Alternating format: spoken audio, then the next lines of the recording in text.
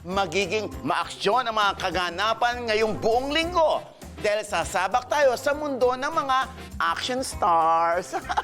Ay, pero ang catch, tatlong baguhang young actors na mas sanay na medyo patwitams ang roles ang mga makakasama natin para dito. Hala, kayanin kaya nila ito? Naku, malalaman natin yan dahil sisilipin natin ang mga ganap kung sakasakaling mapasabak sa pagiging action stars sina Ralph Malibunas, Kobe Brown at Luke Alford.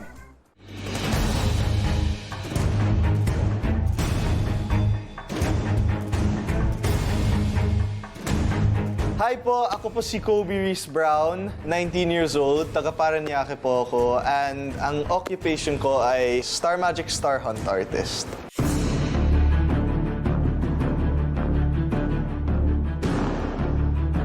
Hello mga katropay, ako nga pala si Ralph Malibunas, 24 years old, taga Quezon City. At ang aking trabaho ngayon ay host. At nag-aartista din ako, di lang halata.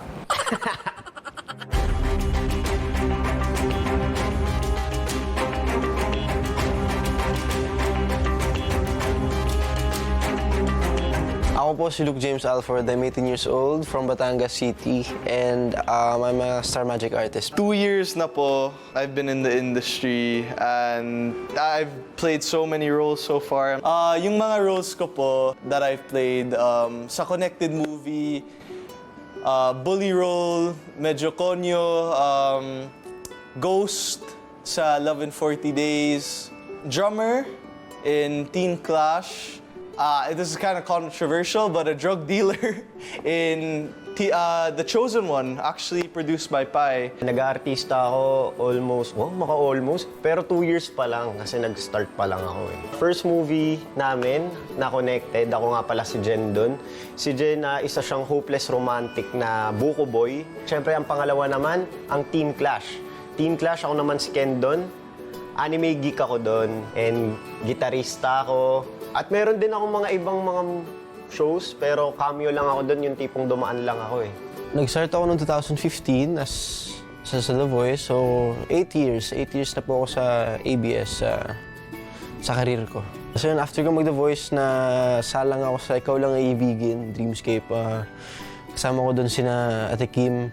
Ako po yung young Jake doon, ako yung batang kontrabida. Halos lahat ng nagampanan kong roles, lagi akong kontrabida. Lagi akong mayabang. Pero hindi naman po ako mayabang.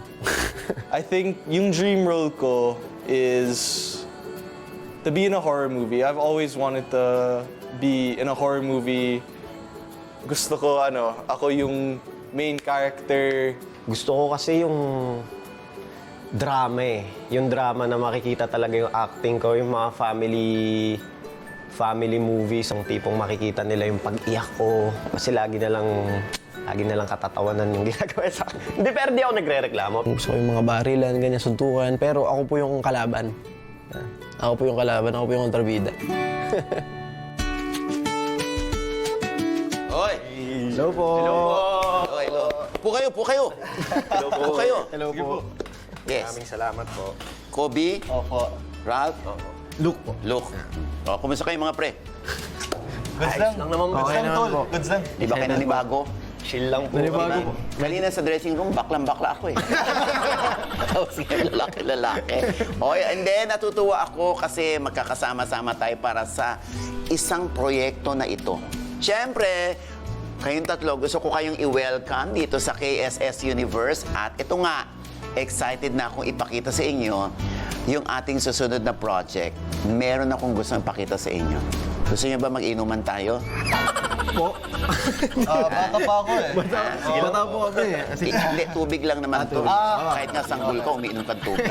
O anyway, kunin nyo na yung iinumin natin dyan. Wala. Hindi. Wala namang kinalaman. Okay. Ay, ba't ka nagulat? At least napatunayan ko, lalaki siya. Straight. Alam mo na, pag ano, ay! Ayan. Buklatin niyo na. Grabe naman yun. Grabe. Ito natin. Oh.